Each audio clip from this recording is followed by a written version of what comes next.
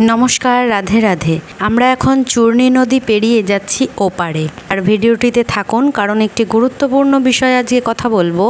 बात्सरिक कार्य बा बात्सरिक श्राद्ध केन करा हय आजके से विषये जानाबो। आगे देखाय चूर्णी नदीर अवस्था। देखुन कचुरी पानाते भरे गेছে। एरकम कचुरी पाना थाकले यातायातेर भीषण असुविधा हय। एछाड़ाओ एगुली द्रुत परिष्कार ना करले नदीर गतिपथ रुद्ध हय। बात्सरिक क्रिया बा बात्सरिक श्राद्ध केन करा हय? मृत परिजनेर मृत्युर 1 बछर पर बात्सरिक श्राद्ध करार नियम रयेछे सनातन हिंदू शास्त्रे। जिनि परलोक गमन करेछेन तार उद्देश्ये श्रद्धा एवं कृतज्ञता ज्ञापन करार जन्यई मूलत बात्सरिक कार्य करा हय। आद्य श्राद्ध अर्थात मृत्युर 13 दिन अथवा 9 दिन पर जे श्राद्ध सम्पन्न करा हय ताते आत्मार मुक्ति कामनार उद्देश्ये प्रार्थना करे पिंडदान करा हय। एबार यदि कोनो कारणबशत मृत व्यक्तिर आत्मा मुक्ति लाभ करते ना पारे अथवा तार परलोक गमनेर क्षेत्रे कोनो बाधा सृष्टि हय ताहले सेई परिजनेर आत्मा भीषण कष्ट पान और एई कारणे सेई खाराप प्रभाव पड़े ताहार परिवारेर ओपर। ताई शास्त्रे बात्सरिक कार्य करार नियम रयेछे। सेदिन संकीर्तन और गीता पाठो करा हय। एबार आमरा कीर्तन शुनबो। आगेई बोले राखी एई दादू जिनि गान करछेन तिनि एई गानटी अंतरे तृप्ति सहकारे परिवेशन करें और नेचे नेचे कीर्तने गान करें।